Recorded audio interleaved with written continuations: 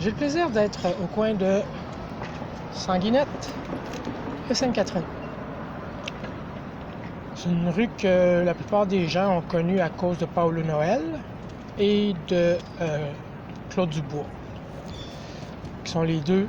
Paulo Noël, le premier, qui a parlé de la rue Sanguinette, et le deuxième, Claude Dubois, dans une de ses chansons aussi. Anyway. Et puis moi, quand j'étais petit, que je restais dans Villeray, Sanguinette puis Sainte-Catherine, j'avais aucune idée de où est-ce que ça pouvait être, mais c'est ici. Et puis j'ai entendu parler de ça quand je restais pas loin du 67-95. Enfin, je restais au 67-95 Châteaubriand, qui était pas loin du 67-60 Saint-Vallier, Montréal. Comme je dis, Paulo Noël a fait sa chanson sur Sanguinette avant. Claude Dubois l'a fait à peu près dans les années 70. Puis Beau Dommage a fait la rue Saint-Vallier dans les années 70 aussi. Quand je suis devenu itinérant, j'ai lancé des appels à peu près tout le monde que je connaissais dans toutes les classes sociales, groupes, communautés que je pouvais avoir en anglais, en français, partout où j'ai pu. Il y a une personne qui m'a répondu: il y a des ressources. Va dans les ressources. Je trouvais ça insultant que la personne pense m'envoyer, mettons, au McDo quand elle a le frigidaire plein puis qu'elle pourrait m'inviter à souper, tu sais, par rapport à l'hébergement. Mais elle était agent immobilier avec 2 triplex. Ça veut pas dire qu'elle était libre, ça veut pas dire, mais juste pour dire. Puis là, elle se sentait toute touchée, puis qu'elle avait donc de la peine que je sois devenu itinérant. Elle avait de la peine, mais juste assez pour me dire d'aller dans les ressources. La maison du père qu'elle m'avait dit. Ouais. Ça fait 2 ans et demi à peu près. Ben, quand je me suis ramassé à la maison du père, là, je me disais franchement, là, ça pis l'enfer, là, même Jean-Paul Sartre, avec 8 clos, se rapproche pas aucunement de ce que j'ai vécu à la maison du père.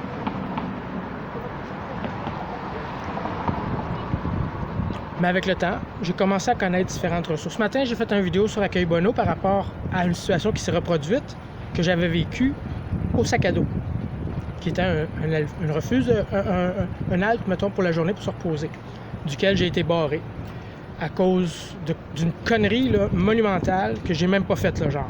C'était complètement ridicule. Puis ça, c'était supposé durer 1 mois. Ça a duré là, 2 semaines, je suis allé, puis j'ai eu le droit de rentrer. Puis là, ça, c'était pour avoir un casier, une case postale, prendre une douche, relaxer, avoir accès à des programmes, des ordinateurs, non. Quand j'ai perdu cette ressource-là, je n'ai pas trouvé les autres tout de suite, là. Puis ça te crisse dans la merde en crise quand tu peux pas faire ton lavage. Ou quand tu peux même pas prendre une douche. Puis que tout le monde trouve que tu pues, mais ils savent pas que tu peux pas aller prendre ta douche nulle part, même pas chez fucking eux. Parce qu'il n'y en a pas un Chris qui t'invite à prendre une douche non plus, là. Trouves-tu que tu pues? Mais voudrais-tu que tu te laves dans les égouts, c'ti? Fait que quand j'ai découvert cette fameuse ressource, que moi j'ai connue dans le temps qu'elle était dans le village, c'était le cactus. Mais là, ils ont déménagé ici. Quand j'ai découvert cette ressource-là, c'est une personne, ben j'en avais entendu parler, mais je n'étais jamais venu. Puis là, il y a quelqu'un que j'ai rencontré à l'Accueil Bonneau qui m'a dit: viens au cactus, là. Ah, j'y vais. Ici, c'est un centre qui était supposément pour les personnes qui prennent des drogues dures ou de l'inhalo qui fument pas comme moi, en tout cas. Bon, moi, je fume du pot, mais ça a l'air que ça, c'est pas grave. Il n'y a pas un asti qui aime ça au Canada, même si c'est légalisé, mais pour eux autres, c'est pas calculé comme de la drogue. Trouvez l'erreur. Fait que finalement, je commence à venir ici, je m'installe, puis je trouve que ça va bien, puis j'aime ça. J'aime l'endroit, j'aime l'ambiance, ça. À un moment donné, une intervenante vient me voir, elle dit: ben là, si tu te piques pas, puis tu fais ça, tu peux pas venir ici. Là, j'ai dit: est-ce qu'on pourrait faire une exception? Là, non. Ben oui, mais non. Ah, bon. Fait que je suis parti. Finalement, il y a des gens qui trouvaient que j'avais été le fun dans cette place-là, moi. Puis ils m'ont approché et ils m'ont dit: reviens là, parce qu'on a changé les règlements. OK, je reviens. La première fois, elle me dit: je ferme à 10 heures. Fait que moi, je patente mes affaires pour faire mon lavage, mes 2 brassées, tatati, tatata. À 9h30, elle me dit qu'elle ferme. Hé! Là, mon linge, j'ai pas plié, mais voyons, là, elle me crise dans la rue avec mon stock. La deuxième fois, je m'y prépare d'avance, fait que je me dis, ben là, si elle me dit qu'elle ferme à 10h, vous pensez qu'elle ferme à 9h? Elle ferme à 6h! Fait que les horaires de cette place-là, il n'y a pas un hostie de chat qui sait c'est quand que c'est ouvert. C'est supposément tout le temps ouvert, mais à chaque fois que je viens, c'est fermé. De un. De deux, là, je viens de réessayer. Non! Bon. Fait que moi, je comptais faire mon lavage, prendre une douche, et c'est pour ça que je ne l'ai pas pris à l'accueil Bono ce matin. Puis pourquoi? Parce que pendant que j'aurais lavé mon linge sur mon dos, j'aurais pu prendre ma douche et ainsi de suite. Puis peut-être même me faire à manger, puis checker un peu mes affaires sur les ordinateurs pour commencer à reprendre mes choses en main. Je trouvais que ça aurait tout bien fité, puis après ça, j'aurais pu aller à la bibliothèque, tout allait bien. Elle me dit non. Fait que là, oui, je peux aller faire mon lavage dans une buanderie. Je prendrai pas ma douche dans la buanderie, là. Fait que là, ça fait que ça fuck le chien dans mon affaire. Fait que d'aller faire mon lavage, on me prend du temps, mais je peux pas prendre ma douche en même temps. Après ça, trouver une place pour prendre ma douche, après ça, il va falloir que je mange aussi. Puis pour manger, si je veux, ce soir, à part ce que j'ai moi, que j'ai gardé, qui est de la farine, et puis de la poudre à pâte, puis des choses pour me faire des gâteaux dans le micro-ondes, là. Mais c'est au Welcome House. Le Welcome House, il est à Lucien-Lallier, au Centre Bell. Sinon, je peux attendre à 7h, peut-être au fret au parc Émilie-Gamelin. Mais c'est pas sûr qu'il va en avoir parce que t'as pas d'horaire et il n'y a pas personne qui garantit ça. Elle a le frigidaire plein. Elle me dit non. Café Mission, tu peux, mais tu peux pas. Puis là, tu peux pas aller à OBM parce qu'on n'est pas rendu le 14 du mois ou le 13. Fait que moi, je suis quand même pas pire pour essayer de m'arranger puis m'organiser dans tout ça. Il y a des gars puis des filles que je vois dans ce milieu-là, là, qui essayent de s'en sortir, asti, mais il y a tellement d'horaires, il y a tellement de... Faut que tu cours la ville pour manger. Fait qu'avant de penser à avoir une job où tu peux te lever avec un cadran à toi matin, là, si tu sais pas où tu vas coucher puis qu'est-ce que tu vas manger, quand même tu trouves une job, là, allô? Fait que moi, que ce soit comme ça, c'est une chose. Mais qu'on me dise tous, il y a des ressources. Il n'y en a pas de fucking ressources. Il y en a, mais ça dépend du power trip que les intervenants font. Et étant donné qu'ils ne savent absolument pas ce qu'est l'itinérance, parce qu'il n'y en a pas un calice qui a fait de l'itinérance dans sa vie, ils règlent les problèmes des gens qui sont supposés sauver avec leur réalité qui ne colle pas pantoute à la réalité d'un itinérant. Parce qu'elle est capable de se lever à tout matin en avant, faire son petit café, puis ça donnait... Ouais, elle! Moi, j'étais dans le parc Carré-Vigie la nuit passée pour dormir. Je me suis pas levé avec un petit café puis le micro-ondes, là. Fait que tous les intervenants du milieu de l'itinérance, c'est comme ça, incluant le CLSC, les infirmières qui traitent.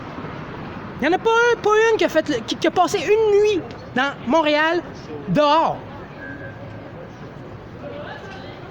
Fait que leur solution ne colle pas à la réalité de ceux qui sont supposés d'aider, même s'ils ont fait des stages puis des diplômes plein le mur. C'est comme un médecin qui ferait pas d'internat puis qui veut faire une opération en cœur ouvert la première fois. Parce que les gars puis les filles qui se retrouvent dans ces ressources-là puis qui cognent à la porte puis qui mettent... C'est pas facile de rentrer quelque part puis quêter de l'aide.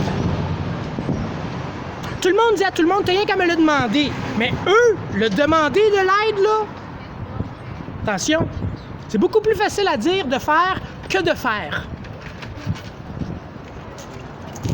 Puis quand tu le fais et qu'ils te disent non, ben maintenant, ni t'en demandes plus.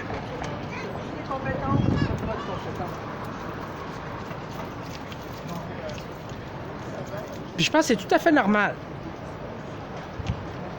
Une personne qui est à la rue est vulnérable, physiquement, psychologiquement. Pourquoi? Parce qu'elle n'a absolument aucun point de repère sur lequel se rattacher. De un. De deux,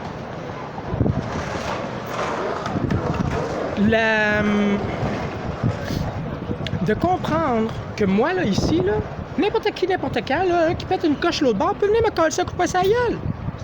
Mais quand tu es dans ta maison, dans ton appartement, puis tu as fermé la porte, là, t'as pas cette crainte-là. Ici, même si là, ça arrivera pas, je le sais. Mais quand il est 3 heures du matin, là, ça se peut que ça arrive. Parce qu'il y en a un qui cherche une patente de crack, l'autre, il cherche une patente de ci, l'autre, elle veut bouffer, l'autre, elle veut sucer. Il y a de tout. Fait que, veux pas de ça, là, ça affecte un peu le sentiment de sécurité, là, tu sais. Même si je suis capable de faire face, puis veux pas, j'ai été capable, puisque je suis encore là. Mais ça, c'est très lourd. Et ça demande énormément d'énergie.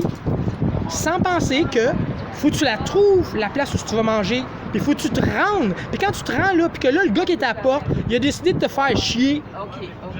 Ben, tu manges pas.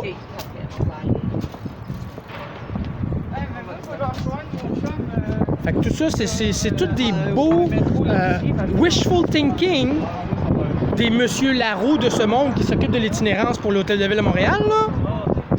Mais ça marche pas.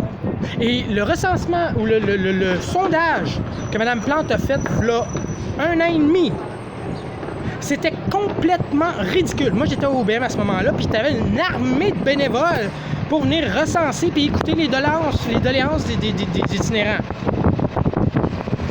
Les chiffres qu'ils ont récupérés ce soir-là étaient totalement faussés, parce qu'il y en a qui ont passé 15 fois pour avoir la carte de Tim Hortons. Même s'ils comptent une histoire différente à chaque fois, ça tient pas debout, c'est pas un sondage.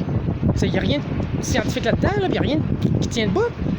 Fait que s'ils se sont basés sur ces chiffres-là pour peut-être faire un plan, puis le plan, il n'y en a pas. Il n'y en a pas de plan pour l'itinérance. Ils ont dit, on va mettre fin à l'itinérance pour 2020. Hein? Comment?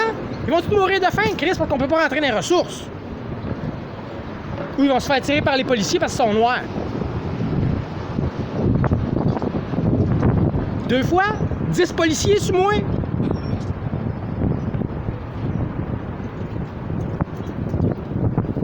Ça, c'est à part du 933 rue Guy, là. Parce qu'une fois dans le poste de police, ils se sont payés la traite, les sacrements. Fait que ça fait 3 en tout, parce qu'il y a à peu près 10 là-dedans aussi. Fait que, où est-ce qu'elle est la mairesse? Elle le sait pas. Dans un cocktail où elle se prépare à y aller. Mais la réalité, sur le plancher des vaches, là, c'est pas tout comme dans un cocktail à Wizard of Oz, asti.